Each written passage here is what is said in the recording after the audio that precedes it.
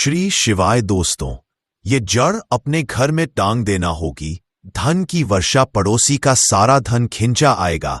आपके पास शत्रु और कर्ज पूरी तरह खत्म हो जाएंगी और आपको 24 घंटे के अंदर अंदर अचानक से अपार धन दौलत, रुपए पैसों की प्राप्ति होगी। तो उस घर में पहले तो पैसा आता नहीं है, आता है तो ऐसे घरों में पैसा रुक नहीं है। फिजूल खर्ची, धन की बर्बादी बहुत ज्यादा ऐसे घरों में देखी जाती है। अगर आप भी अपने जीवन में अपने शत्रुओं से, दुश्मनों से बहुत परेशान हैं या फिर अपने घर की नेगेटिविटी से बहुत परेशान हैं, आपको ऐसा लगता है कि बहुत समय से आपके घर में धन की समस्याएं बढ़ रही हैं, घर में क्लेश बढ़ रहा है, कोई बुरी शक्ति आपके घर में है, किसी की नजर घर को लग गई है या घर के किसी सदस्य को लग गई है, तो जैसे ही आप अपने घर में यह जड़ टांगेंगे, समझ लीजिए कि आपके शत्रु और आपके दुश्मन चारों खाने चित्त हो जाएंगे और पूरी तरह से इनकी अकड़ निकल जाएगी। इसी के साथ अगर आपके घर में कोई भी भूत प्रेत है तो वह भूत प्रेत अब आपके घर में रुक नहीं पाएगा। कोई भी नेगेटिव एनर्जी आपके घर में नहीं टिक सकती। जैसे ही इस जड़ वाले उपाय को आप करते रहे, इस जड़ को अपने घर में टांगते हैं, तो कौन सा उपाय है, कैसे करना है, इसके बारे में बात कर लेते हैं। देखिए, सबसे पहले यह उपाय स्त्रियां भी कर सकती है और पुरुष भी कर सकते हैं। सभी के लिए यह उपाय है और इस उपाय को करने के लिए आपका कोई पैसा खर्च नहीं होने वाला है, क्योंकि सिर्फ आपको इस जड़ से उपाय को करना है। तो यह उपाय आपको रविवार के दिन करना है। और करना किस समय पर है, किस टाइमिंग पर आपको इस उपाय को करना है? तो सुबह के टाइम आपको इस उपाय को करना है। अब देखिए, उपाय को करने के लिए कौन सा पौधा है जो आपको ढूंढना है। हम यहां पर बात कर रहे हैं अपामार्ग के पौधे की, जिसे लड़जीरा भी बोलते हैं। ठीक है ना, लड़जीरा। अब देखिए, यह दो तरह का होता है, एक जिसमें सफेद कलर की फलियां आती हैं, ठीक है ना, सफेद लड़जीरा आता है, और एक होता है पिंक कलर का, ठीक है ना, यानी जिस पर पिंक कलर का लड़जीरा आता है। और यह ऐसा पौधा है जो बहुत ज्यादा आपके जीवन में चमत्कार करेगा। शत्रु, भूत प्रेत, दुश्मन सभी कुछ आपके जीवन से दूर हो जाएंगे, सारे कष्ट दूर हो जाएंगे। जो धन को लेकर परेशान है ना, उनकी भी समस्याएं दूर हो जाती है। जैसे ही इसकी जड़ को आप अपने घर में टांगते हैं, साथ ही साथ अगर घर में कोई नेगेटिविटी शक्ति है जिसकी वजह से घर में क्लेश है, घर में पैसा नहीं आ रहा है या घर के सदस्य बीमार हैं, तो आप जैसे ही इस जड़ को टांगते हैं, चमत्कार आप रातों रात खुद देख लेंगे। तो अब बात कर लेते हैं कि यह जड़ आपको लानी कैसे है। ऐसा नहीं कि आप गाए और सीधे जड़ ले आए, पहले आपको निमंत्रण देना है, ठीक है ना, इनसे प्रार्थना करनी है। आपको निमंत्रण किस दिन देना है? शनिवार के दिन, ठीक है ना। शनिवार के दिन आपको जाना है लड़जीरे के पौधे के पास। आपके आसपास कहीं पर तो यह होगा, बहुत आसानी से मिल जाता है। आप इसको ढूंढे और फिर आपको क्या करना है कि शनिवार के दिन, ठीक है ना, उपाय रविवार के दिन करना है, लेकिन निमंत्रण देना है आपको। शनिवार के दिन शाम के टाइम पर जाकर कैसे निमंत्रण देंगे?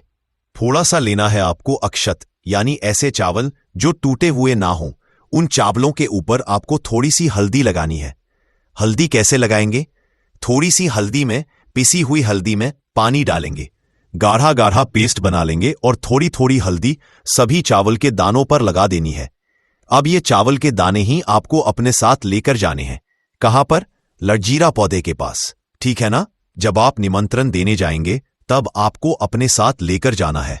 इन चावल के दानों को वहां पहुंचकर सबसे पहले आपको वृक्ष को प्रणाम करना है।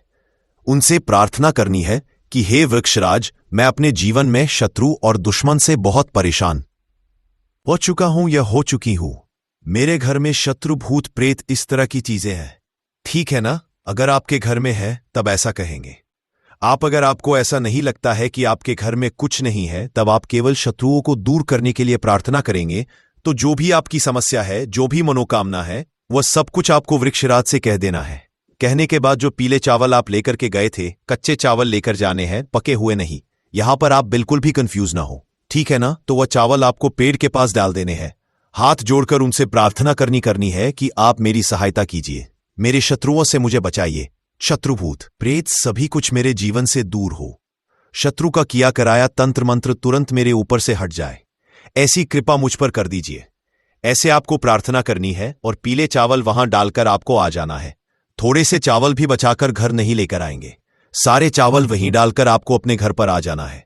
फिर रविवार के दिन जब आप उठेंगे, सुबह में स्नान के पेड़ के नीचे आपको पहुंच जाना है। तो देखिए, ये जो पौधा है ये 2 तरह का होता है। एक तो बहुत बड़े साइज में और एक थोड़ा झाड़ी की तरह होता है। तो थोड़ा झाड़ी वाला जो पौधा होगा छोटा, वो आपको उखाड़ लेना है। पूरा उखाड़ लेंगे और इसे उखाड़कर हाथ जोड़कर प्रणाम करके अपने घर लेकर आ जाएंगे। अब आपको क्या करना है, पौधे से जड़ निकाल लेनी है। जो नीचे की तरफ की जड़ होगी उसे आपको निकाल लेना है। साफ जल से धो लेंगे, फिर थोड़ा गंगा जल इसके ऊपर छिड़क देना है। 3-4 बूंदे गंगा जल की डाल देंगे। अब आपको क्या करना है, थोड़ा सा हल्दी का तिलक इसके ऊपर लगाना है। यानी इस जड़ के ऊपर थोड़ा सा हल्दी का तिलक आप लगा देंगे। बहुत जरा सी आपको रोली लगानी है, ठीक है ना, जिसे कि हम कुमकुम भी बोलते हैं। थोड़ी सी रोली लगाएंगे, बहुत ज्यादा नहीं। अब आपको क्या करना है, जब आप इस पर हल्दी लगा देंगे, कुमकुम लगा देंगे, इसके बाद आपको इस जड़ को अपनी आंखों के सामने यानी अपने सामने आपको रखना है और आपको 11 बार बजरंग बली का पाठ करना है। कितनी बार? 11 बार जड़ को अपने सामने रख के, ठीक है ना। किसी कपड़े पर रख दें या फिर किसी भी बर्तन में भी आप रख सकते हैं। फिर आपको 11 बार बजरंग बली का पाठ करना है। जब आप बजरंग बली का पाठ कर लेंगे, उसके बाद आपको क्या करना है, इस जड़ को उठाना है। अगर आपके पास पीला कपड़ा है तो पीले कपड़े में रख लीजिए इस जड़ को। अब मान लीजिए आपके पास पीला कपड़ा नहीं है, लाल रंग का कपड़ा हो तो लाल कपड़े में रख लीजिए। कितना बड़ा कपड़ा होना चाहिए जिसमें ये जड़ आ जाए, आसानी से ये बन जाए, निकलकर बाहर ना गिरे, है ना, जिसे कि आप कहीं पर रखते हैं या घर में टांगते हैं तो ये बाहर ना निकले। इतना बड़ा कपड़ा आपको लेना है और इस जड़ को बांध देना है, एक पोटली टाइप की बना लेनी है। अब देखिए, जो लोग बहुत बड़ी बिल्डिंग्स वगैरह में रहते हैं, शहरों में, वह तो इस जड़ को अपनी बालकनी में टांग देंगे, बालकनी में लटका देंगे, ठीक है ना। जैसे जिन लोगों के घर में बहुत ज्यादा नकारात्मक ऊर्जा है, नेगेटिविटी है, बहुत ज्यादा शत्रु भूत प्रेत परेशान कर रहे हैं, वह लोग अपने घर के मुख्य द्वार पर या बालकनी में से टांगेंगे। अब जिन लोगों को ऐसा ... शत्रु का ब्लैक मैजिक तंत्र मंत्र भी तुरंत हट जाता है और आप खुद देखेंगे कि सारे काम आपके बनते चले जाते हैं और कभी भी आपके जीवन में कष्ट नहीं आते हैं। अब जो लोग धन को लेकर परेशान हैं, वह इस जड़ को अपनी तिजोरी में रखकर देखें और फिर देखें कैसे धन बरसता है। रातों रात आप कैसे महाधनी बनते हैं। आज की इस वीडियो में हम बात करेंगे एक ऐसे पेड़ के बारे में जो प्रायः आपको मंदिर के बाहर नजर आता है। जी हाँ, मंदिर के प्रांगण में यह पौधा जो है नजर आता है और हमारे पूरे भारतवर्ष में यह पौधा प्रसिद्ध है। दोस्तों, इस पौधा को देख लीजिए, इसे कनेर के नाम से जानते हैं। इसके पत्ते तीखे नोक वाले और लंबे होते हैं। कनेर के पत्तों की लंबाई 4 से 6 इंच तक लंबे होते हैं। यह कनेर के पुष्प साक्षात देवों के देव कालों के भी काल महाकाल को अत्यंत प्रसन्न करने वाला है। महादेव को यदि इसका एक भी पुष्प शिवलिंग पर अर्पित कर दिया जाए, चंदन लगाकर के यदि अर्पित कर दिया जाए, तो 21 बार शिवलिंग पर जल अभिषेक करने का फल प्राप्त होता है। इसके और भी कई दिव्य चमत्कार है। इसको खाने से कौन कौन सी बीमारी खत्म होती है, हम सभी जानकारी धीरे धीरे इस वीडियो में बताएंगे, इसलिए वीडियो के अंत तक बने रहना। सच्चे हृदय से कमेंट बॉक्स में लिख देना, हर हर महादेव, ओम नमः शिवाय। जिस व्यक्ति के ऊपर कालों के भी काल महाकाल का आशीर्वाद हो जाए तो उसका काल भी कुछ नहीं कर पाता, तो एक लाइक जरूर करें। साक्षात भगवान शिव को पसंद है कनेर का पुष्प। दोस्तों, कनेर के 4 प्रजाति पाई जाती है, सफेद, लाल, गुलाबी और पीला। जी हाँ, आप इसे अक्सर मंदिर के बाहर देखते हैं और ये हमेशा हरा भरा रहने वाला है। इसके फूल जहरीले होते हैं, लेकिन जहरीले होने के साथ साथ आप इसका प्रयोग भी शरीर के बाहरी हिस्से में कर सकते हैं। जी हाँ, चेहरे से कील मुहासे हो, सफेद दाग हो, बालों को काला करना हो, घाव जो कई महीने से भर नहीं रहा हो, दाद खात खुजली की समस्या हो, जोड़ों का दर्द हो, बालों का झड़ना हो, बालों का टूटना हो, बालों की जड़ कमजोर होना हो, आप इन सभी समस्याओं को खत्म कर सकती हैं। इसके साथ ही साथ और भी बहुत सारे बेनिफिट हैं, तो जानने के लिए वीडियो को पूरा जरूर देखें और दोस्तों, अगर आपको ये जानकारी पसंद आ रही है तो वीडियो को लाइक जरूर करें और हमारे चैनल को सब्सक्राइब जरूर करें। तो चलिए जानते हैं विस्तार से इसके फायदे के बारे में। दोस्तों, सबसे पहले तो ये फूल देख लीजिए। ये सफेद कनेर का फूल है। आज मैं आप लोगों को सफेद कनेर के दिव्य एवं चमत्कारिक प्रयोग को बताऊंगा। मैं प्रत्येक मनुष्य को कहना चाहूंगा, अपने घर में एक दिव्य पौधा जरूर लगाए। अपने आंगन की शोभा बढ़ाने के लिए, कम से कम देवी देवताओं को पुष्प चढ़ाने के लिए एक दिव्य पुष्प, एक दिव्य पौधा अपने घर में जरूर लगाना चाहिए। तो ये जो सफेद कनेर है, सफेद कनेर से प्राचीन समय में स्वर्ण निर्माण होता था। सफेद कनेर से प्राचीन समय में शुद्ध रजत बनाया जाता था और प्राचीन समय में सफेद कनेर के कई दिव्य एवं चमत्कारिक प्रयोग है। इससे सोना निर्माण कैसा होता है वह हम इस वीडियो में आपको बताएंगे, इसलिए आप जो वीडियो को पूरा जरूर देखें। सबसे पहले जानते हैं इससे मिलने वाले फायदे। तो अगर किसी के दांत दर्द अत्यधिक होता है, दांत दर्द की वजह से हम काफी परेशान हो जाते हैं। हमने काफी अंग्रेजी दवा यूज करके थक चुकी है। हमने बहुत सारे अंग्रेजी दवा यूज किए हैं, लेकिन अंग्रेजी दवा से अगर हमें रिजल्ट नहीं मिल पा रहा है, मतलब अंग्रेजी दवा हमें रिजल्ट नहीं दे रहा है, हम बहुत परेशान हो चुके हैं, तो हमें क्या करना चाहिए?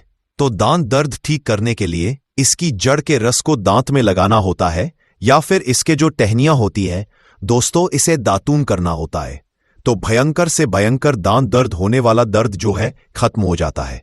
दांत का पारिया में सड़न या फिर कोई बीमारी आ जाता है, वह भी इससे ठीक हो जाता है। इसका दूसरा एवं जबरदस्त चमत्कारिक प्रयोग बताना चाहूंगा, जो कि हमने काफी लोगों पर करके देख चुका है। इसका बवासीर में जबरदस्त फायदा मिलता है। अभी वीडियो देखने के बाद कोई भी हमारे वीडियो को चोरी करके आपको बता देगा। लेकिन देखिए, हम काफी लंबे समय से आयुर्वेदिक से जुड़े हैं, काफी लंबे समय से हम धर्म क्षेत्र से जुड़े हुए हैं। तो बवासीर में कैसा प्रयोग होता है? इसकी जड़ को घिस करके, इसका जो जड़ होता है इसे घिस करके बवासीर के मस्से पर लगाना होता है। यह बवासीर को ठीक करने का काम करती है। तो इसकी जड़ को घिस करके बवासीर के मस्से पर लगाते हैं, तो 5 से 7 दिन के भीतर में आप देखना, जो कि मस्से से बढ़ चुके हैं, धीरे धीरे वह बैठना शुरू हो जाते हैं, चटकना शुरू हो जाते हैं, मतलब बैठना शुरू हो जाते हैं। और अगर आप लंबे समय तक इसे लगाएं तो बवासीर की बीमारी बिल्कुल ही जड़ से समाप्त हो जाती है। बवासीर की बीमारी हो गई है किसी को, जैसे कि मस्से निकल आए हैं, तो ऑपरेशन भूलकर भी मत कराना। यह उपाय एक बार जरूर करना। यह रामबाण की तरह काम करता है। दोस्तों, इसके बाद किस तरह से इससे स्वर्ण निर्माण होता है, आइए जानते हैं। तो सफेद कनेर के रस लेना होता है। जो यह सफेद कनेर है, सफेद कनेर के रस लेना होता है। कितना रस लेना होता है, क्या करना होता है, तो थोड़ा सा ध्यान से सुन लीजिए। तो आपको क्या करना है, जैसे कि मान के चलिए आपने सफेद कनेर के 50 ग्राम रस लिया है, तो आपको 150 ग्राम के आसपास आपको रांगा लेना है। क्या लेना है? रांगा लेना है। और इसके साथ में कम से कम करीब आपको 50 ग्राम के आसपास शुद्ध क्या लेना है? पारे लेना है, जिसे हम लोग बोलचाल की भाषा में मरकरी कहते हैं। यह तीनों को मिलाकर के आपको मर्दन करना होता है, मतलब घुटाई करना होता है। अच्छी तरीके से 40 दिन तक घुटाई करना होता है। तो ऐसा समझा जाता है सफेद कनेर के रसरांगा और यह पारा मिलाने के बाद यह तीनों को मर्दन करने से सोना बन जाता है। फिर यह तीनों की जब मर्दन करेंगे, घुटाई करेंगे, अच्छी तरीके से इसका घुटाई करते हैं, तो इसके जो रस बनेंगे, इस रस को आपको क्या करना होता है? पाताल यंत्र में आपको इसे डाल करके पकाना होता है। तो आप स्वयं देखेंगे रांगा सफेद कलर की जो रस है और जो पारे होते हैं, यह सब स्वर्ण तंत्र में बन जाते हैं, मतलब स्वर्ण में बन जाते हैं, अर्थात तीनों मिलकर के स्वर्ण बन जाते हैं, एक अच्छे शुद्ध स्वर्ण बन जाते हैं। इसके बारे में हमारे प्राचीन ग्रंथ स्वर्ण तंत्र में मिलते हैं। दोस्तों, इसके बाद आप सभी दर्शकों को बताना चाहूंगा, इसकी जड़ को घिस करके तिलक करने से सर्व मोहित करने की सिद्धि प्रदान करते हैं। इसकी जड़ का तिलक लगाने के बाद या फिर इसके जड़ की तिलक करने के बाद सामने वाला आपकी गुण गाएगा और आप जहां भी जाओगे आपका ही कहना मानेगा। आपके सामने उसके कुछ भी नहीं चलेगी। आपके सामने हर कोई आकर्षित होगा, लड़का हो चाहे लड़की। अगर आपने इस जड़ का तिलक लगाया है तो सब आपके पीछे सम्मोहित हो जाएंगे। अगर आप किसी सभा में जाते हैं या फिर आप कहीं जाते हैं जैसे कि कोई कचहरी का मामला है या फिर आप कहीं जा रहे हैं जहां पर आपको लगता है कि आपके कार्य सिद्ध नहीं होने वाले हैं, तो इसकी जड़ को घिस करके इसका तिलक लगाइए और अब वहां पर जाइए तो बिल्कुल ही सभी लोग आपकी तरफ देखने लगेंगे, आपकी बात मानेंगे, सब लोग आपके वशीभूत हो जाते हैं। दोस्तों, इसके बाद सावन में मनोकामना पूर्ति करने के लिए सफेद चंदन में इसके जो पुष्प है, एंड दैट्स इट। इसके पुष्प में आपको सफेद चंदन का टीका लगाना है, मतलब इसका जो है तिलक लगाना है, और इसे भगवान शंकर को मनोकामना बोलते हुए केवल आपको 108 पुष्प चढ़ाना है, तो बड़े से बड़े मनोकामना की पूर्ति होता है। सावन में यह उपाय जरूर करना दोस्तों। यह 5 सोमवार तक चढ़ाना, एक दिन नहीं छोड़ना है, एक दिन भी आपको इसे नहीं छोड़ना। करने से अमंगल टल जाता है। विशेष रूप से कहा जाता है कि मोर पंख से दुरात्माएं पास नहीं। मोर पंख को भगवान श्री कृष्ण ने अपने मुकुट पर स्थान दे सम्मान दिया। वास्तु के अनुसार मोर पंख घर से अनेक तरह के वास्तु दोष को दूर करता है और मोर पंख सकारात्मक ऊर्जा को अपनी तरफ खींचता है। जो ऋषि महर्षि थे, उन्होंने मोरपंख की कलम से ही बड़े बड़े ग्रंथ लिखे हैं। मोरपंख की उपयोगिता बताने लायक नहीं है, क्योंकि आयुर्वेद में भी इसका अच्छा खासा महत्व होता है और शास्त्रों के अनुसार संध्या नाम का एक स्वर्ग पर उसने अधिपत्य कर लिया था, देवताओं को बंदी बना लिया था। तभी भगवान ने असुर को मारने की एक योजना बनाई और योजना के अनुसार सभी देवी देवता और सभी 9 ग्रह एक मोर के पंखों में विराजित हो गए। इसके बाद मोर शक्तिशाली हो गया, उसने संध्यासुर का वध कर लिया। तभी से मोर को और भी पूजनीय और पवित्र समझा जाने लगा। आगे बढ़ने से पहले आपसे रिक्वेस्ट करते हैं कि वीडियो को लाइक जरूर करिएगा, दोस्तों को कर दीजिएगा, और अगर आपने अभी तक चैनल को सब्सक्राइब नहीं किया है तो चैनल को सब्सक्राइब करके बेल आइकॉन जरूर दबाइएगा। दोस्तों, सिर्फ ऋषि मुनि और राजा महाराजा ही नहीं, बल्कि भगवान श्री कृष्ण के क्या कहने। आपको भी पता है कि कृष्ण कन्हैया को मोर पंख बिना अधूरा समझा जाता है। उन्हें मोर मुकुट वाला कहा जाता है। उनके मुकुट में मोर पंख के बिना वो कभी रहते नहीं थे। इसका कारण भी ये था कि बचपन से ही उन माता ने उन्हें मोर पंख धारण करवाया था, क्योंकि मोर पंख से कालसर्प दोष दूर होता है और श्री कृष्ण भगवान को कालसर्प दोष था। दोस्तों, सिर्फ हमारे धर्म में ही नहीं, बल्कि एशिया के बहुत सारे देशों में मोर पंखों को अध्यात्म से जोड़कर देखा जाता है। आपने सुना होगा, वो प्रेम, प्रतिष्ठा, धीरज और स्नेह का सूचक है और मैं मोर पंख की बहुत महत्ता बताई गई है। जब हम बौद्ध धर्म की बात करें तो समझा जाता है इसमें मोर अपने सारे को खोल देता है, इसलिए उसके पंख विचारों और मान्यताओं में खुलेपन का चिन्ह समझे जाते हैं। जब हम ईसाई धर्म की बात करते हैं तो मोर के खूबसूरत पंख जन्नत के दरवाजे के बाहर अद्भुत शाही बगीचे का चिन्ह समझे जाते हैं, और जो ग्रीस के लोग होते हैं वो मोर के पंखों को स्वर्ग और सितारों की निगाहों के साथ जोड़ते हैं। हमारे मोर को धन की देवी लक्ष्मी, विद्या की देवी सरस्वती, कृष्ण कन्हैया, गणपति, कार्तिज्ञ, इन सभी से जोड़कर देखा जाता है और लक्ष्मी, सौभाग्य, खुशहाली, धन, धान्य और संपन्नता का चिन्ह समझा जाता है। मोर के पंखों का प्रयोग लक्ष्मी की इन्हीं विशेषताओं को हासिल करने के लिए किया जाता है और मोर पंख को अगर बांसुरी के साथ आप अपने घर में रखते हैं तो रिश्तों में प्रेम का रस घुल जाता है। हमारा घर मंदिर की तरह होता है। अगर उसमें रहने वाले सदस्य रोज आपस में झगड़ा करने लगे तो ये अपवित्र सा लगने लगता है। इसके कई कारण हो सकते हैं। सबसे बड़ा कारण होता है घर में अत्यधिक नकारात्मक ऊर्जा का प्रवेश करना। अब सवाल उठता है कि घर में अगर नकारात्मक ऊर्जा बढ़ गई है तो इसको दूर कैसे किया जाए। इसका प्रवेश अगर हो गया है तो इसको बाहर कैसे करें। इसके लिए हमने आपको जन्माष्टमी के दिन भी एक प्रयोग बताया था कि मोर के पंखों आरती के बाद आप अपने घर पे खूब हवा में हिलाए। इससे आपके घर की जितनी नकारात्मक ऊर्जा है वो आपके घर से बाहर हो जाएगी। आपको ये रोज ही करना चाहिए, सिर्फ एक दिन नहीं। मोर पंख को अगर आप अपने घर के अंदर हाथों से ऊपर से नीचे फहराते हैं तो आपके घर के आसपास की जितनी नकारात्मक ऊर्जा है वो घर से बाहर चली जाती है, और जिस घर में सबसे ज्यादा सकारात्मक ऊर्जा होती है वहीं माता लक्ष्मी का प्रवेश जल्दी होता है। इसी बात को रखते हुए आज हम आपको बताएंगे कि घर में वो कौन सी 3 जगह है जहां पर आपको मोर पंख जरूर रखना चाहिए, और इन जगहों पर अगर आप मोर पंख रख देते हैं तो आपके घर में भी सबसे अधिक सकारात्मक ऊर्जा बनी रहेगी। तो साक्षात लक्ष्मी जी आपके घर जरूर आमंत्रित होंगी। आप किसी भी शुभ दिन मोर का ये पंख लेकर के घर के किसी ऐसे स्थान पर सबसे पहले लगा दें जहां पर आने जाने वाले लोगों की नजर सबसे आधा पड़ती है। असल में मोर का पंख नकारात्मक ऊर्जा को अवशोषित करता है, यानी कि एब्जॉर्ब करता है, इसलिए आपको इसको ऐसे स्थान पर लगाना चाहिए जहां ये सभी को नजर आए। मोर के पंख के ये प्रयोग न सिर्फ आपको बल्कि आपके घर के सदस्यों के जीवन में भी सुख और समृद्धि जरूर लेकर आएंगे। ये प्रयोग आप अपने घर पर किसी भी शुभ दिन से शुरू कर सकते हैं। और दोस्तों, अभी तो गणेशोत्सव का माहौल चल रहा है। ऐसे अनंत चतुर्दशी के पहले, गणेशोत्सव पूर्ण होने के पहले आप अपने घर पर अगर इसको लगा देते हैं तो समझा जाता है सरस्वती माता के उपासक होते हैं या फिर विद्यार्थी होते हैं। वो पुस्तकों के बीच अगर मंत्रित करके मोर पंख को रख ले तो पूरा पूरा लाभ उठा सकते हैं। अगर आप मंत्र सिद्ध करते हैं, तांत्रिक पूजा आदि करते हैं, तो उस जपने वाली माला को समझा जाता है। मोर पंखों के बीच आप रखते हैं तो आप मंत्र सिद्धि बहुत ही जल्दी होती है। घर के सभी अलग अलग कमरों में मोर पंख लगाने से घर का वास्तु बदला जा सकता है। एक मोर का पंख हमारे जीवन की दिशा बदल सकता है। यदि आप भी हर समय अपने पास मोर पंख रखते हैं तो हर कार्य में आप देखेंगे कैसे किस्मत आपका साथ देने लगती है।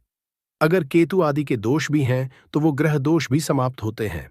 स्पेशली अगर आपके घर में कोई ऐसा बच्चा है जो जिद्दी हो गया है तो मोर के पंखों से उसको हवा देने से धीरे धीरे उसकी जिद कम होने लगती है।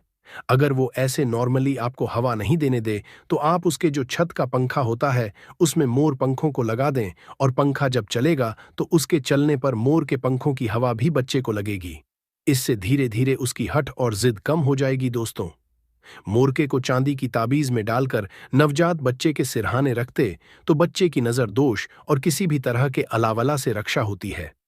यहां तक कि बड़े लोग भी अगर मोर पंख को बिस्तर के नीचे अपने सिरहाने रख के सोते हैं तो समझा जाता है कि किसी भी तरह के बुरे स्वप्न या अलग तरह के स्वप्न इनके दोष आदि नहीं होते हैं। अगर आपके बच्चे का पढ़ाई में मन नहीं लगता है, कमजोर है, तो उनके कमरे में मोर पंख लगाएं, स्पेशली उनके स्टडी टेबल में लगाएं, और जिस सब्जेक्ट में बच्चा वीक उसके उस बुक में आप मोर के पंखों को रख दें। आप देखेंगे थोड़े ही दिनों में बच्चे का कैसे कंसंट्रेशन पावर बढ़ता है, मेमोरी पावर बढ़ती है और बच्चा पढ़ाई में तेज होने लगता है।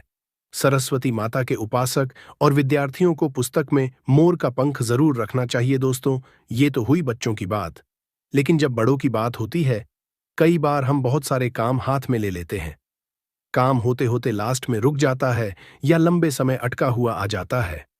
काम बढ़ता ही है, तो ऐसे में यदि आप अपने घर के बेडरूम के पूर्वी दक्षिण यानी south east corner of the house है, उसमें मोर का पंख लगाते हैं तो आपके अटके हुए कार्य पूरा होने के योग बनने लगते हैं। घर में अगर पैसों की बरकत नहीं होती है, धन आता है रुकता नहीं है, तो इसी कोण में यानी दक्षिण पूर्व कोण में आप इसको लगा देते हैं तो घर में बरकत बढ़ती है। और अचानक कष्ट जो आते हैं या एक्सीडेंट जैसे अचानक जो प्रॉब्लम्स आती है, उन सब से आपको मिलती है। आप चाहें तो आपका जो घर है या फिर दुकान की जो दक्षिण पूर्व दिशा है वहां पर मोर का पंख स्थापित करते हैं।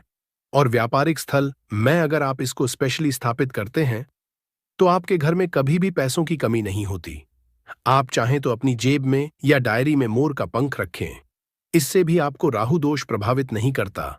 और मन चाहे पैसा का समझे के बाद भी अगर पैसा नहीं टिकता है तो आपके घर के साउथ ईस्ट कॉर्नर में मोर पंख जरूर लगाना चाहिए। एक और फायदा है मोर का पंख घर में लगाने से, वो ये होता है कि घर में अगर आपके आसपास सांपों का डेरा है तो समझा जाता है घर में सांप प्रवेश नहीं करता, या किसी घर में किसी मेंबर को कालसर्प दोष है, राहु केतु दोष है, तो भी मोर पंख लगाने से उस घर में ग्रहों का असर नष्ट हो जाता है। क्यों समझा जाता है? क्योंकि मोर और सर्प में शत्रुता होती है, अर्थात सर्प शनि तथा राहु के सहयोग से बनता है। और यदि मोर का पंख घर के पूर्वी और पश्चिम दीवार में या आपके जेब और डायरी में रखा जाए तो राहु का दोष कभी उसको परेशान नहीं करता है। घर में सर्प हो, मच्छर हो, बिच्छू हो, इस तरह के विषैले जंतुओं का भय नहीं रहता। अब 3 कोने कौन कौन से हैं जिसमें आपको मोर का पंख रखना चाहिए ताकि आपकी आमदनी गुना बढ़ सके? पहला मोर पंखा आपको घर की अलमारी में या तिजोरी में रखना है। आप घर में जिस स्थान पर सबसे ज्यादा पैसा रखते हैं वहीं पर मोर पंख आपको रखना चाहिए, इससे आपकी तिजोरी में धन बढ़ने लगेगा। साथ ही साथ इससे पहले से रखा हुआ धन धीरे धीरे खर्च होगा। आप खुद देखेंगे, आपकी सेविंग बढ़ने लगेगी, बरकत बढ़ने लगेगी और धन की इनकम दिनों दिन बढ़ती चली जाएगी। दूसरा, मोर पंख आप अपने घर के रखें या घर के ईशान कोण यानी north east corner of the house में रखें, या फिर जहां पर आप घर में भगवान को रखते हैं वहीं इस मोरपंख को रख दे। चाहे तो आपका बंडल बनाकर रख सकते हैं या फिर आप चाहें तो श्री कृष्ण भगवान के मुकुट पे इसको धारण करा सकते हैं। और रोज आप जब भगवान की पूजा करते हैं उस समय इस मोरपंख की भी आपको पूजा करनी चाहिए। इससे आप देखेंगे पैसों के मामले में किस्मत जाएगी और धन आगमन के नए द्वार आपके लिए खुलते चले जाएंगे। तीसरा, मोरपंख आपको कहाँ रखना है? आपको अपने बेडरूम में बिस्तर के नीचे रखना है।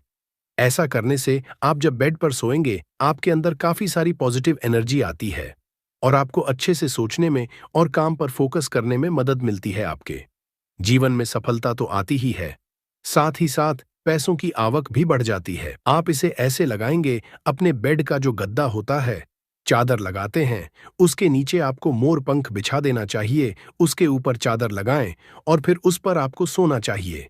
आप यदि अपने घर के मुख्य द्वार पर 3 मोर पंख लगा लेते हैं, और दोस्तों ये जो गणपति विसर्जन होने वाला है अनंत चतुर्दशी को, उसके पहले आप ये छोटा सा काम है। वैसे क्या करना है, 3 मोर पंख और एक छोटी सी भगवान गणेश की प्रतिमा मुख्य द्वार पर स्थापित कर लें। आप चाहें तो चित्र भी स्थापित कर सकते हैं। अगर आपके पास गणपति देव की प्रतिमा नहीं है या आप अफोर्ड नहीं कर सकें तो ऐसे लगा दें। आप देखेंगे जिस घर में आप रहते हैं उस घर का वास्तु दोष दूर हो जाता है, साथ ही साथ किसी की बुरी नजर भी आपके घर पर नहीं पड़ती है। दोस्तों, कुछ लोग अक्सर कहते हैं कि ऐसे गणपति देव की प्रतिमा लगानी चाहिए कि मुख्य द्वार के आगे और पीछे सेम साइंस की देव की प्रतिमा होनी। आपको हम बता दें, ऐसा कुछ भी सच नहीं है। ये सिर्फ एक भ्रांति है जो कुछ साल पहले फैला दी गई थी कि जहां भी मूर्ति लगाए गणपति देव की, वहां पर आपको आगे और पीछे गणपति देव की सेम साइंस की मूर्ति लगानी पड़ती है, क्योंकि गणपति देव की पीठ में दरिद्रता का वास होता है। ऐसा कुछ भी नहीं है। गणपति देव उतने ही पवित्र हैं आगे से जितने पीछे से हैं, इसलिए कभी भी मन किसी तरह का वहन विचार न करे। हमेशा गणपति देव की एक प्रतिमा आप अपने मुख्य द्वार पर लगाए। आप किसी भी राजा महाराजा के महलों में जाकर देखिए या किसी भी प्राचीन इमारतों में जाए, सब जगह एक ही साइड में गणपति देव की प्रतिमा लगाई जाती थी। कोई भी अंदर की ओर प्रतिमा नहीं लगाते हैं, इसलिए अपने घर के मुख्य द्वार पर एक गणपति देव की छोटी सी प्रतिमा लगाए, उसके साथ 3 मोर पंखों को लगाए और फिर देखे घर में कैसा माहौल होता है। तो दोस्तों, ये प्रयोग जरूर कर लीजिए। आज के लिए बस इतना ही दोस्तों। अगर आपको ये वीडियो पसंद आया है तो वीडियो को लाइक करिएगा, दोस्तों को शेयर जरूर करिएगा। क्या करना है, जो कागज आपने लिया है, ठीक है ना, उस कागज के ऊपर आपको अपने शत्रु का नाम लिखना है। अगर का नाम पता है तो मान लीजिए, शत्रु का नाम पता ही नहीं है या शत्रु बहुत हैं या गुप्त शत्रु हैं जिनके बारे में आप जानते ही नहीं, क्योंकि देखिए गुप्त शत्रु का कोई पता नहीं लगा सकता। बहुत सारे कम ऐसे लोग हैं जिन्हें पता होता है कि हाँ गुप्त शत्रु हैं हमारे, या पता लग जाता है। किसी तरीके से आधे से ज्यादा केस में गुप्त शत्रु के बारे में पता ही नहीं चलता है। इसलिए आप नाम ना लिखकर शत्रु या गुप्त शत्रु लिखेंगे पर्ची पर तो आपको ज्यादा लाभ होगा। इससे क्या होगा, आपके जितने भी शत्रु हैं, ना 2 हैं, 3 हैं, 4 हैं, 1000 हैं, कितने भी हैं, सभी परास्त हो जाएंगे और सभी आपके जीवन से दूर हो जाएंगे। मतलब उनकी पूरी ताकत खत्म हो जाएगी। कुछ आपका नहीं बिगाड़ पाएंगे, तो कोशिश वो कितनी भी कर लें कि आपका नुकसान करना है, धन हानि करनी है, व्यापार खराब करना है, लेकिन सिर्फ सोचेंगे कर कुछ नहीं पाएंगे। तो देखिए, पर्ची पर आपको नाम लिख लेना है, या फिर नाम ना लिखकर आप शत्रु लिखें तो ज्यादा उत्तम है। शत्रु लिख लिया, अब उस पर्ची को आपको फोल्ड कर लेना है, ठीक है ना, मोड़कर उसे बंद कर लेना है पर्ची को। अब जो माचिस है आपके पास, उस माचिस के अंदर इस पर्ची को, इस सफेद रंग के कागज को जिस पे आपने शत्रु लिखा है, उस पर्ची को आपको रख लेना है। रख लिया, अब इस माचिस को आपको बंद करके अपने पास रख लेना है। माचिस खोलकर ही उसके अंदर आपको पर्ची रखनी है और फिर माचिस को 24 घंटे तक, कितने घंटे, 24 घंटे यानी 24 आवर, 24 घंटे आपको उस माचिस को अपने पास रखना है। देखिए, जब 24 घंटे हो जाएंगे उसके बाद आपको क्या करना है, 24 घंटे में आप सोचें कि रात में आप सो रहे हैं, तो क्या माचिस को बाहर निकाल कर रखना है? नहीं, सोते समय भी उस माचिस की डिब्बी को अपने पास रखना है। ठीक है ना? अपनी पॉकेट में आप रख सकते हैं, तकिया के पास रख सकते हैं। कहीं भी रखिए, रखना अपने पास। जब 24 घंटे हो जाएंगे, उसके बाद अगले दिन आपको क्या करना है कि सुबह उठना है। जो भी आप काम करते हैं वो काम कर लीजिए। उसके बाद जब भी आपको समय मिले, उस समय आपको क्या करना है? कहीं एकांत स्थान पर जाना है। ठीक है ना? आप किसी ऐसे स्थान पर भी जा सकते हैं जहां पानी भरा होता है, इकट्ठा हो जाता है। ऐसे स्थान पर भी जा सकते हैं, या ऐसे स्थान पर चले जाइए जो बिल्कुल एकांत, जहां कोई आता जाता ना हो। एकांत व्यक्ति आए तो कोई बात नहीं, ज्यादा लोग ना आते जाते हो, ऐसे स्थान पर आपको जाना है। और वहां जाकर फिर से आपको अपने शत्रुओं के बारे में सोचना है। ऐसा सोचना है कि मेरे जितने भी शत्रु हैं, अब वो परास्त हो रहे हैं, मेरे जीवन से दूर हो रहे हैं, और चाहकर भी अब वो मेरा कुछ नहीं बिगाड़ सकते। ऐसा सोचना है और मन ही मन आपको प्रार्थना करनी है राहु से कि मेरे जो शत्रु हैं, मेरे जो दुश्मन हैं, उन्हें मेरे जीवन से आप दूर कर दीजिए। ठीक है ना? ये माचिस का उपाय राहु से जुड़ा हुआ है। अब आपको क्या करना है? उस पूरी माचिस की डिब्बी को वहां एकांत में फेंक कर आ जाना है। तो माचिस की डिब्बी को जब फेंकेंगे, पर्ची के साथ ही आपको फेंकना है। ऐसा नहीं है कि आप सोचे माचिस के अंदर से पर्ची निकालकर आपको उस डिब्बी को फेंकना है। पूरी की पूरी डिब्बी ऐसे ही फेंक कर आ जाना है। तीली के साथ, पर्ची के साथ पूरी माचिस, और फिर पलटकर आपको नहीं देखना है। सीधे अपने घर पर आइए, हाथ पैर धो लीजिए। बाकी आपको कुछ भी करने की जरूरत नहीं है। कितनी ये उपाय करना है? सिर्फ एक बार करना है, ज्यादा बार ये उपाय नहीं करना है। सिर्फ एक बार तो किसी भी दिन आप ये उपाय करिए। शत्रु 1 हो, 2 हो, लाख हो, 1000 हो, करोड़ ही क्यों ना हो, आपके जीवन से दूर हो जाएंगे और कभी आपको परेशान नहीं कर पाएंगे। तो बहुत उत्तम, बहुत अचूक उपाय है। करिए और रातों रात इसका चमत्कार देखिए। देखिए, ये उपाय स्त्री पुरुष कोई भी कर सकता है। किस समय करना है? सुबह में, दोपहर, कभी भी इस उपाय को आप कर सकते हैं। किसी भी दिन कर सकते, ठीक है ना? बाकी कुछ भी आपको पूछना हो, आप कमेंट सेक्शन में पूछ सकते हैं। बाकी बालाजी महाराज का जयकारा जरूर लगाइए। उनका आशीर्वाद आपको मिलता रहेगा। उनका आशीर्वाद जिन्हें मिलता है, उनका हमेशा कल्याण ही होता है, और कभी उन्हें शत्रु परेशान नहीं कर पाते हैं। अगर आप यहां तक वीडियो देख चुके हैं तो आपको बता दूं, आगे बताए जाने वाले उपाय इतने लाभकारी है, जिस किसी ने भी किए उसको 100% लाभ हासिल हुआ है। तो चलिए, साधारण जीवन में इस्तेमाल होने वाली वस्तुओं के कुछ धन प्राप्ति उपाय भी बताते हैं। इसी तरह घर में और भी कुछ चीजें हैं जो आपके वास्तु दोष का कारण बनती है और आपकी परेशानी की वजह बनती है। तो आइए पहले जान लें, क्या आपको अपने घर में वास्तु दोष के बारे में कैसे पता लगता है और किस तरह से आप बड़ी ही आसानी से इसे कर सकते हैं। दोस्तों, वास्तुशास्त्र के अनुसार किसी भी घर में वास्तु दोष होने से सुख, शांति और पारिवारिक उन्नति में बाधा पैदा होती है। वास्तु दोष के कारण पनपने वाली नकारात्मक ऊर्जा से व्यक्ति के भाग्य पर बुरा असर पड़ता है। साथ ही घर के लोगों को कई तरह की परेशानियों का सामना करना पड़ता है। दोस्तों, शास्त्रों के अनुसार अगर हम ये छोटे मोटे उपाय कर लें तो अपने घर नेगेटिव एनर्जी से छुटकारा पा सकते हैं।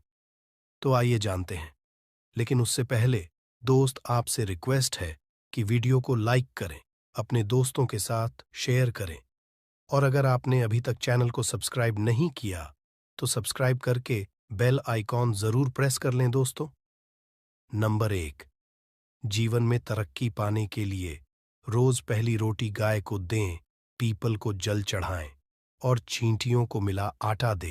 तांबे के लोटे में जल लाल चंदन मिलाकर रात को अपने सर के पास रखकर सो जाए। सुबह उस जल को तुलसी को चढ़ा दें। ऐसा करने से आपकी परेशानियां धीरे धीरे दूर हो जाएंगी।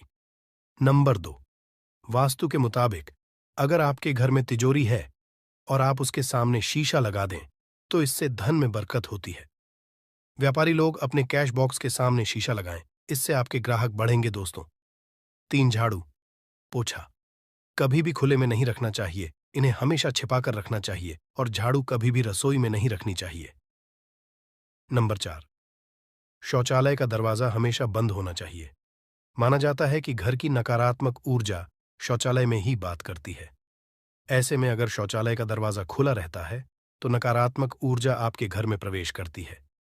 नंबर घर में सुख शांति के लिए कपूर को घी में डूबाकर सुबह शाम जलाना चाहिए। इससे घर में वास्तु दोष भी कम होता है और रह रहे सदस्यों के जीवन की परेशानियां दूर होती हैं। दोस्तों, नंबर 6, दुर्घटना से बचने के लिए शाम को हनुमान चालीसा के बाद कपूर जरूर जलाना चाहिए। नंबर 7, घर में जिस जगह वास्तु दोष हो वहां कपूर की 2 टीकियां रखें।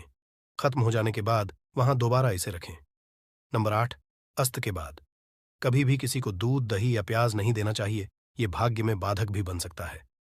नंबर 9, घर के मुख्य द्वार पर कूड़ादान कभी भी न रखें। नंबर 10, घर में टूटा हुआ शीशा कभी भी नहीं होना चाहिए। नंबर 11, अच्छे भाग्य के लिए सुबह नहाते समय पानी में थोड़ा सा कपूर का तेल मिलाएं। शनिवार को चमेली का तेल भी मिला सकते हैं। नंबर 12, लक्ष्मी की कृपा पाने के लिए रोज रात को रसोई अच्छी तरह से साफ करके चांदी की कटोरी में कपूर और लौंग जलाएं। यह प्रक्रिया रोज की जाए तो घर में बरकत बनी रहती है और मां लक्ष्मी जल्द ही ऐसे घर से आकर्षित होती है। ऐसे घरों से नकारात्मकता हमेशा दूर रहती है। दोस्तों, नंबर 13, घर के सोने वाले कमरे में पौधे नहीं लगाने चाहिए, इससे आपके ऊपर नकारात्मक असर हावी हो सकता है। नंबर 14, घर में पौधे लगाते समय पानी में सेंधा नमक डालें। सादे नमक का भी आप उपयोग कर सकते हैं, लेकिन दोस्तों ज्यादा फलदायी होता है। आपको शुभ फल जल्द ही हासिल होंगे। दोस्तों, घड़ी की सही दिशा आपके जीवन को भी सही रास्ता दिखाने में मदद कर सकती है। इसके अलावा कैलेंडर को किस जगह लगाना चाहिए और किस जगह पर नहीं, ये भी हम जानेंगे। सबसे पहली बात जिसकी हम बात करेंगे वो है दोस्तों, घड़ी का आकार यानी घड़ी की शेख। दोस्तों, शास्त्र के अनुसार गोलाकार की घड़ी या अंडाकार घड़ी सबसे उत्तम मानी जाती है, पर आजकल देखा जा रहा है कि बाजार में कई तरह की घड़ियां मौजूद हैं जिसमें घर के सदस्य या भगवान की तस्वीरें और फोटो भी लगी होती है। लेकिन दोस्तों, आपको बता दें कि घड़ी के साथ तस्वीरें लगाना बिल्कुल भी सही नहीं है। इससे आपके घर के सदस्यों के जीवन पर समय का असर देखने को मिल सकता है। और की तस्वीर घड़ी में बिल्कुल भी नहीं लगानी चाहिए, क्योंकि भगवान की तस्वीर को रोज धूप, दीप, अगरबत्ती और पूजन की आवश्यकता होती है और घड़ी तो कई महीनों तक धूल में पड़ी रहती है। इससे भगवान का अपमान होता है और यह शुभ नहीं माना जाता। हो सके तो घड़ी का आकार गोल और अंडाकार ही पसंद है। घड़ी का गोल या अंडाकार बोना हमारी पृथ्वी के आकार को दर्शाता है, जो को और घड़ी में नुकीले कौन होते हैं और वास्तु के अनुसार नुकीली चीजें नकारात्मक ऊर्जा का संचार करती हैं। दोस्तों, अगली बार जिसका आपको ख्याल रखना है वो ये है कि घड़ी को स्वच्छ रखें, साफ सफाई का ध्यान रखें, धुलना जमा होने दें और कहीं से भी घड़ी टूटी फूटी नहीं होनी चाहिए। दोस्तों, जैसा कि हम सभी चाहते हैं कि हमारे जीवन में सब अच्छा और बेहतर होता रहे, तो उसके लिए हम खुद को संवारे रखते हैं, नए कपड़े और नए आभूषण पहनते हैं। उसी तरह अपने घर की घड़ी को स्वच्छ और नए जैसा ही रखना चाहिए। ये कहीं से भी टूटी फूटी नहीं होनी चाहिए। समय समय पर घड़ी पर चढ़ी धूल और जालों को साफ करते रहें, जिससे आपका भाग्य भी धुंधला नहीं पड़ेगा।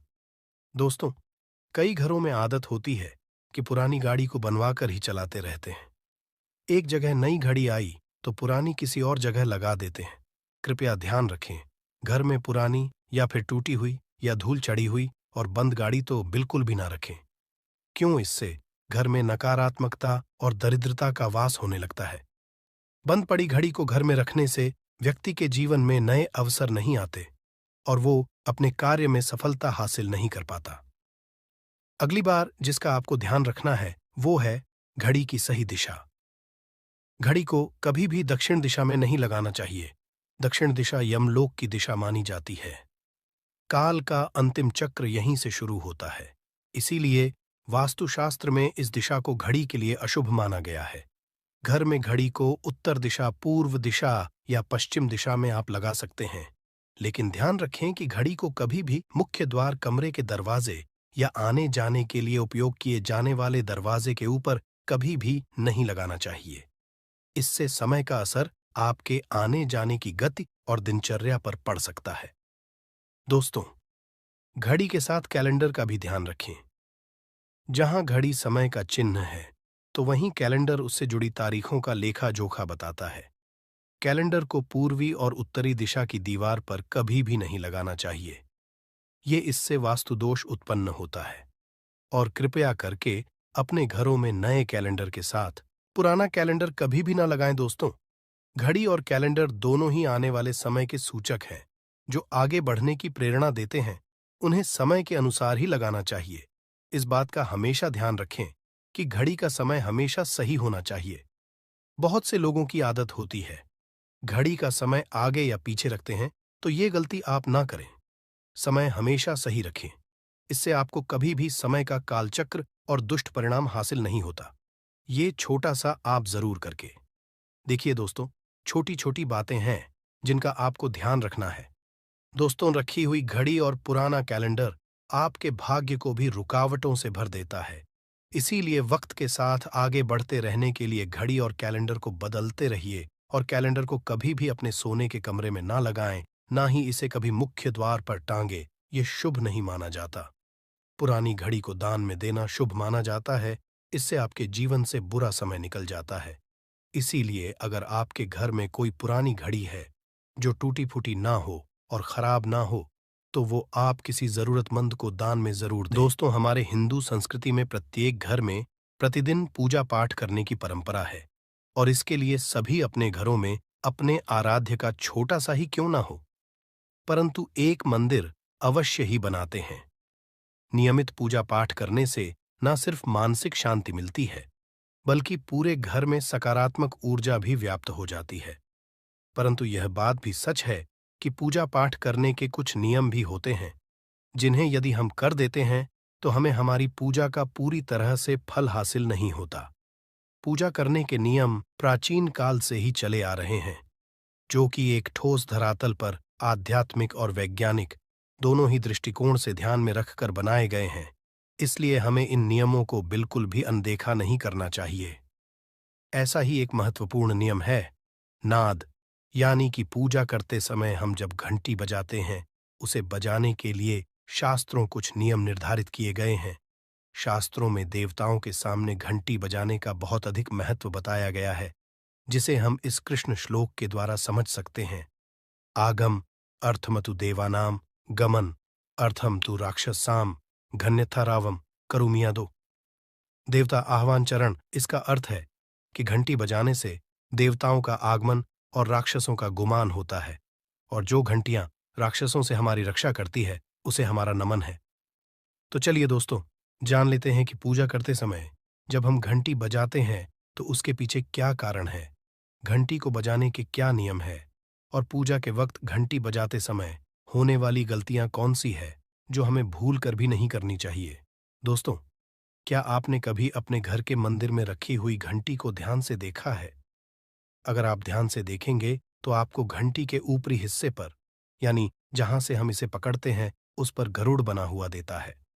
अंततः घर पर जो हम घंटी इस्तेमाल करते हैं उसे गरुड़ घंटी कहा जाता है। पूजा करते समय गरुड़ घंटी का उपयोग भगवान को आमंत्रित करने, अर्थात भगवान का आवाहन करने के लिए किया जाता है, जिससे एक सुंदर ध्वनि से भगवान का आवाहन करने का आभास होता है। जब हम विधि विधान से पूजा करते हैं तो उसमें घंटी का उपयोग अवश्य रूप से करते हैं। पूजा संपन्न होने पर आरती करते विशेष रूप से नाद होना चाहिए, नहीं तो हमारी पूजा आदि अधूरी मानी जाती है। परंतु हम में से अधिकांश लोग इसे मात्र एक सामान्य प्रक्रिया मानते हैं और पूजा करते समय घंटी बजाना भूल जाते हैं। तो आइए जानते हैं उन नियमों के बारे में।